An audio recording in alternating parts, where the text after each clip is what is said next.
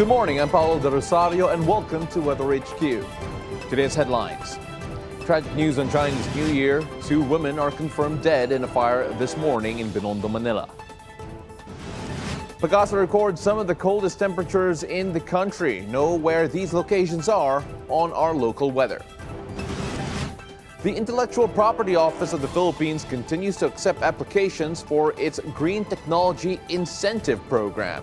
I'll speak with the IPOPHIL Deputy Director General Anne Claire Cabochan later on in the show. In Brazil, residents of Rio de Janeiro get creative to stay cool amid the sweltering heat.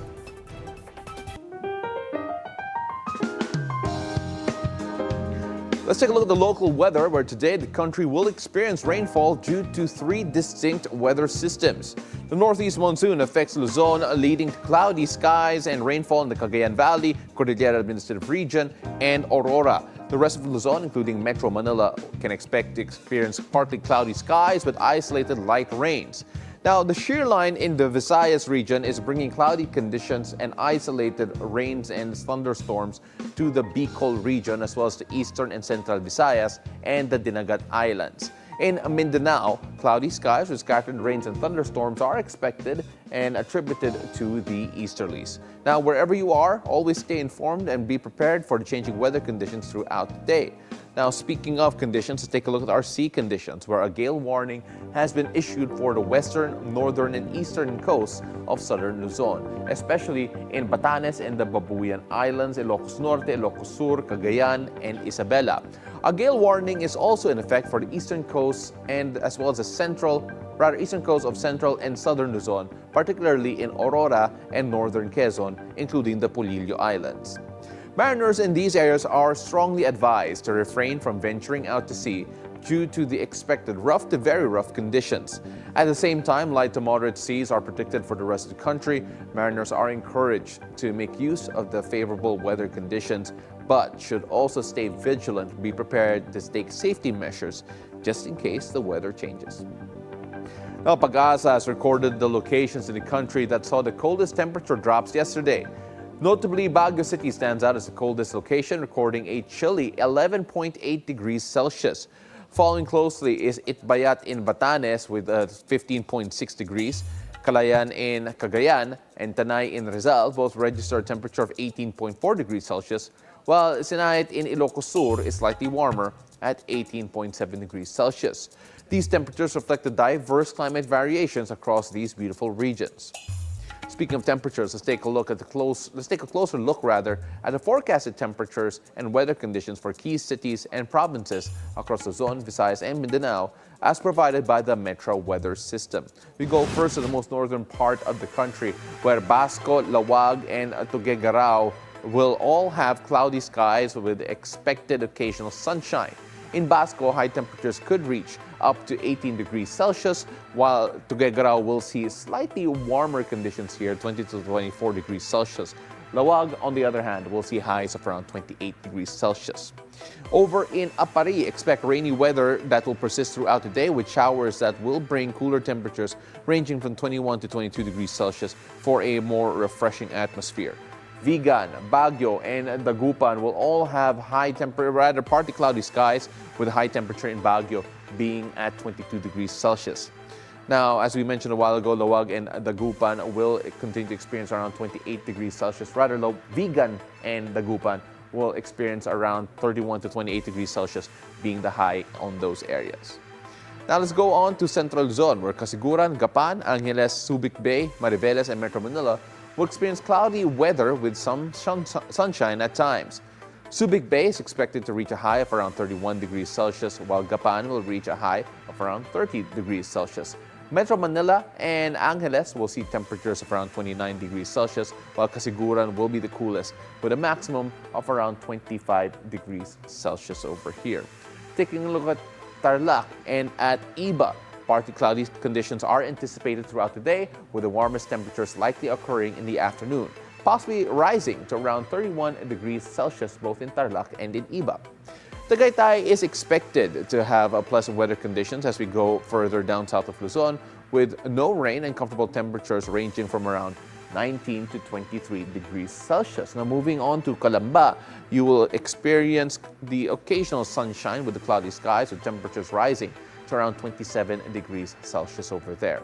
However, in Legazpi, Daet, Virac, Sorsogon, Romblon, Particulera, and Coron, they are all expected to experience rainy conditions. Now, Romblon will reach a high of around 25 degrees Celsius, while Daet, Sorsogon, and Particulera will see highs of 26 degrees.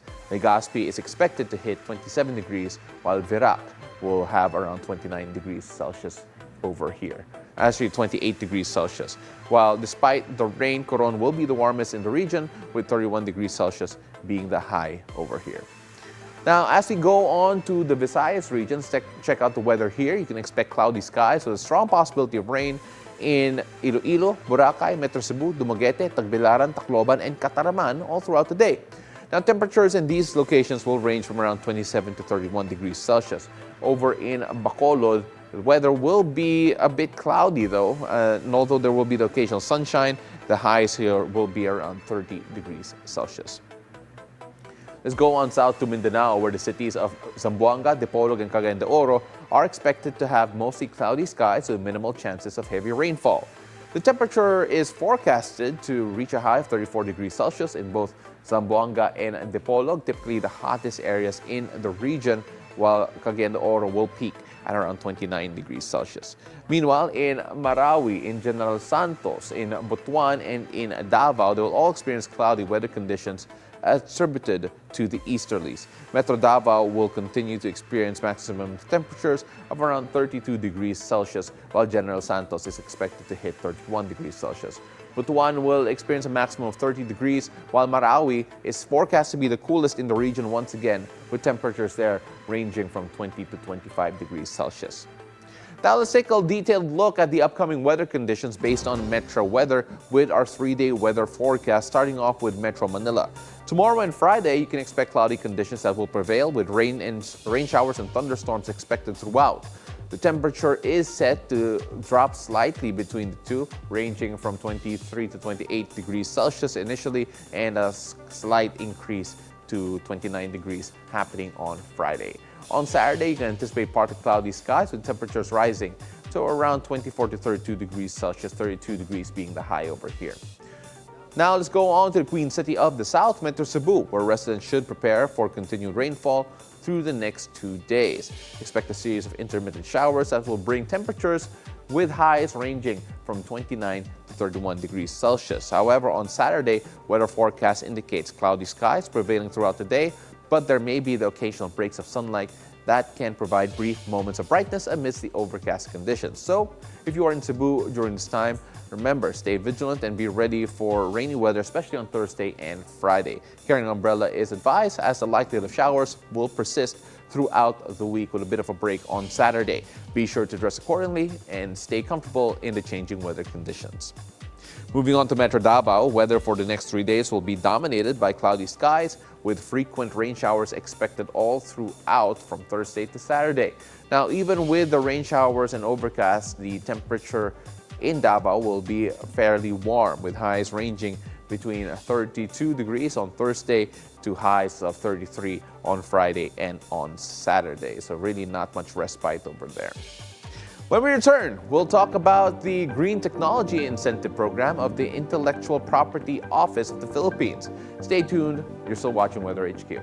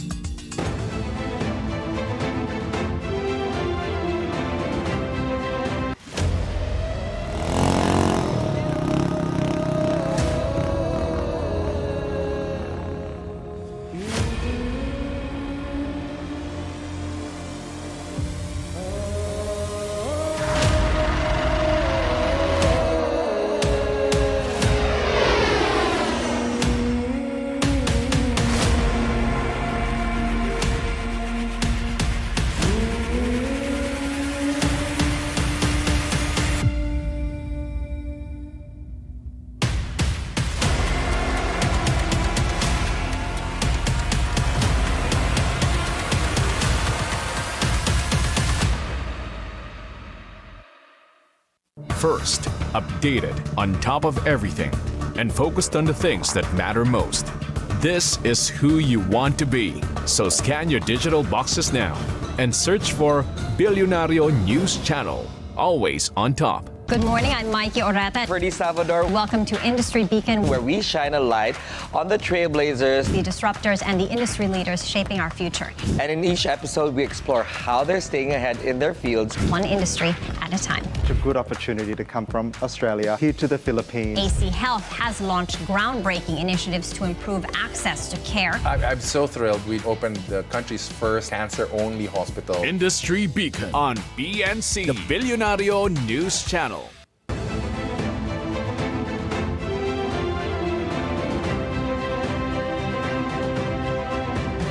Welcome back. You're still watching Weather HQ. I'm Paolo del Rosario. The intellectual property of the Office of the Philippines continues to accept applicants for its Green Technology Incentive Program. To give us more details about this, we have in the studio IPOPhil Deputy Director General Anne Claire Cabochan. Good morning, Attorney. Thank you very much for joining us. Good morning, Paolo, and thank you for the invitation. Attorney, this program here, the Green Technology Incentive Program, if I'm not mistaken, was launched last November. Could you give us a brief background on why this program is there and what it does? Well, the program really is a very firm push to be able to get more patent applications that would help on climate change mitigation as well as sustainable agriculture and practices. So even in the World Intellectual Property Organization, there is a WIPO Green thrust. And as a member of WIPO, this is the Philippines also doing its part so that it's a global effort. So the Green Tech program that was launched last year, that is going to be ongoing for at least a year, will encourage inventors to file their patents on green technologies, and they will be receiving waived fees for certain fees under our processes, whether it's an invention, a patent, a utility model, or an industrial design.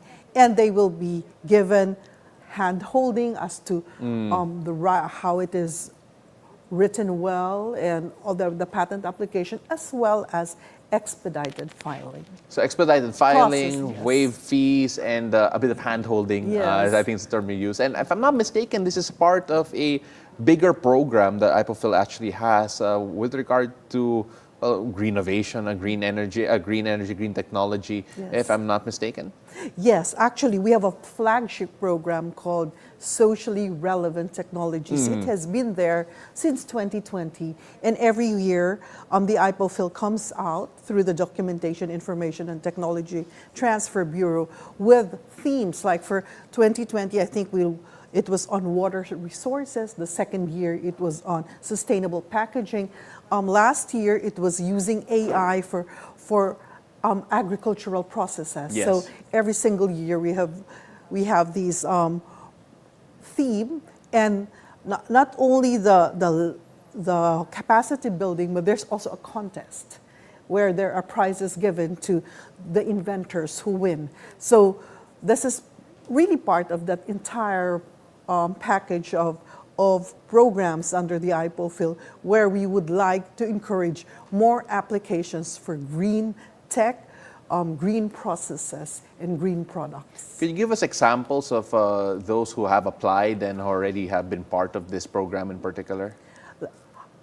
Because the Green Tech project is very, very recent, and it's still undergoing the process for application, and there's a confidentiality clause. I would like to give the example under the SRT. Okay. So in 2021, one of our contestants was engineer Mark Kennedy Bantugon, who came out as the winner under the intermediate level. He invented the Pili seal, which is an aeronautic seal. It's used for airplanes. Okay. So he won in our SRT contest in 2021, but he went on to win so many other competitions on the global stage, even the world competition in Geneva. And so he has already been able to have investors interested in his product. And from what we know, more than 100 million worth of investments Wow. are already into producing that Pili seal. Incredible. Of course, Yes. it's again, it just starts with an idea and it builds on from that. And actually, we showed also a while ago the type of classifications that could fall under this particular program, this Green Technology Incentive Program, if I'm not mistaken, solar energy, waste management, sustainable agriculture. There's so many things, as we're seeing there on the Yes. on the screen, so many things that people could work on. We're also seeing the incentives are available for up to 30 patented, 60 utility models, and 60 industrial designs. When you mention all of that, so it is limited, if I'm not mistaken. It is limited, the amount of the scope of this incentive program when regard to the number of Yes. patents that could be given out. Yes, there is a number of slots available. First, because we would also have to consider the kind of examination that goes into every single application and the number of examiners we have under this fast track as well as the regular track. So we would like to make sure that our regular operations Yes. are not also affected, given that we are self-sustaining. We are a self-sustaining government agency, and we would like to make sure that all the processes proceed really as without any hitches, because we have not overextended our capacity. What are the requirements for those who are interested in applying? For the green tech, it is very important that first you use the application form for green technology, because if you do not use that form, you will automatically go to the queue for regular processing. So there's a specific form for this? There is Okay. a specific form. If you look at our website, it will show you that form. Use that form. And of course, you will have to fill out the application forms and attach all the necessary documents for your application. It could be an abstract, it could be a drawing, it could be, for PAGASA, what the claim is, and all those, a description of that claim. So then the applicant can choose, for instance, for patents, which fees he would like to waive, whether it's the early publication or the request for substantive examination fee that is going to be waived. So then it will go through expediting processing. For patents, Paolo, the processing time, because it requires an inventive step, is usually 4 years. Really? That is already among the fastest in ASEAN, Okay. even around the world. All right. That's why you hear the term patent pending. Yes. But there's already a protection given when your patent application is pending. But if you go through expedited processing, and if the applicant is also very responsive when there are comments to the application, what he needs to do, what he needs to tweak, under the expedited filing, it will probably just be in 1 year. Wow. 2 years, I mean. Okay. For Engineer Bantugon, it was 1.5 years, because he was very responsive when he was guided us to the process. Well, first of all, that is a big jump in It terms is. of the duration of this entire process. And as we mentioned a while ago, there is a limited amount of slots. Yes. And if I'm not mistaken, there's also a deadline date. I think it's November 2025. Just how quickly have the applications been pouring in? If you could give us a bit of knowledge on that, para lang those interested know about the sense of urgency required when it comes to all of this. First of all, the 1 year term could be extended if we see that there is really the need for us to give it to more applicants. On how many applications have been filed to date? Not a lot. Not a lot. Yes, and because they're under the confidentiality period as of this time. Yeah, we cannot say how many. So not a lot. So there is a lot of slots available for patents, for utility models, for industrial design. So for our inventors, our designers out there, please take a look at our website, and probably they would qualify for the Green Tech project. Well, hopefully after this interview, dumami na po. And yung mga mag-a-apply. And again, for those who want to apply, where can they get the form? It's downloadable, because all our processes, Paolo, are online. So from start to finish. Thank you so much. That is IPOPHIL Deputy Director General Anne Claire Cabochan with all of that insight. We really appreciate it, and hopefully we get to see more green technology innovations being filed soon, and that we can discover more about it, and hopefully successful ones as well. Thank you. Thank you very much. Well, sad news on Chinese New Year. 2 women are confirmed dead after a fire broke out in a unit in the 35th floor of Angkor Sky Suites in Ongpin, Binondo, Manila. The Manila Fire District said the first alarm was raised at 3:41 a.m. and declared under control at 4:37 a.m. It was extinguished before 5 this morning. Stay tuned to BNC for more details on this story. We'll be right back.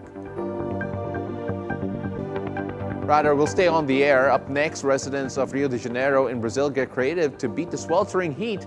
Keep it here on BNC, the Bilyonaryo News Channel.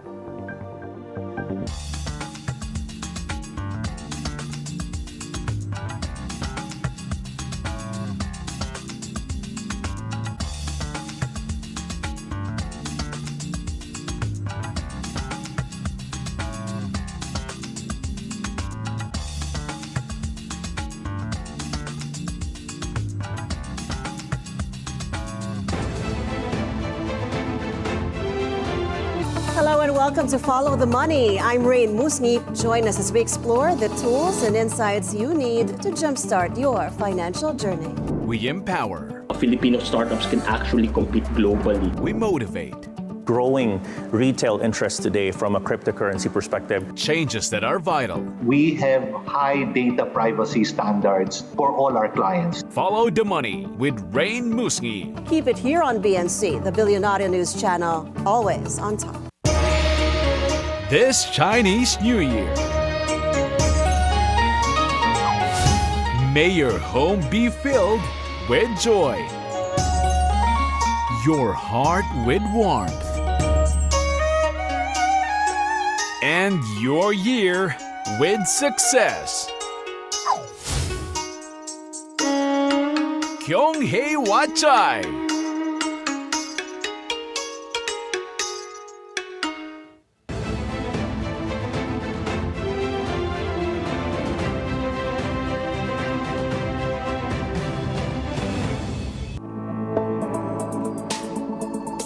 Welcome back. This is Weather HQ. Let's look at the global weather. As Rio de Janeiro endures a brutal heat wave, residents are getting creative to stay cool. A local restaurant owner has set up a cooling station by placing ice cubes on their tables for customers to cool their feet while they enjoy snacks and drinks. Other locals turn to ice baths after workouts for fast muscle recovery. Many restaurants have added outdoor showers to help people beat the heat. Last weekend, temperatures in Rio de Janeiro hit 39 degrees Celsius with a feels-like temperature of 48.9 degrees Celsius, pushing crowds to the beaches in search of relief.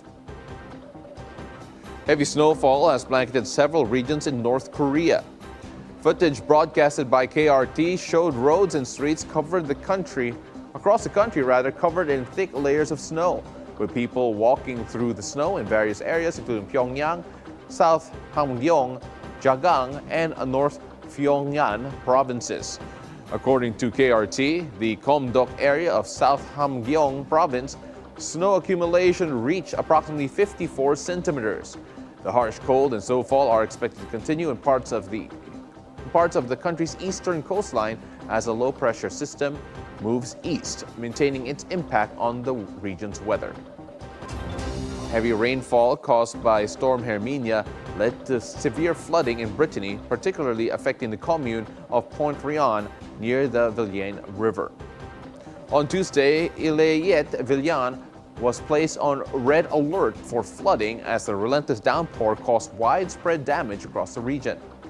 The flooding in Rennes and surrounding areas was described as the worst in the region and as seen in 40 years, with streets submerged and many houses and businesses affected. At the same time in Calais, a growing number of exiles living in a disused warehouse face increasingly dire conditions. Dozens of tents are packed tightly in the dark with rubbish accumulating outside and clothes drenched from the persistent dampness. The temperature hovers just above freezing and a cold, wet wind blows through the camp, worsening an already precarious situation. With temperatures continuing to drop, the vulnerability of those waiting to cross the English Channel grows more critical by the day. That's Weather HQ for today. Join me again tomorrow, whatever the weather, here on BNC, the Bilyonaryo News Channel. Happy Chinese New Year. I'm Paolo del Rosario.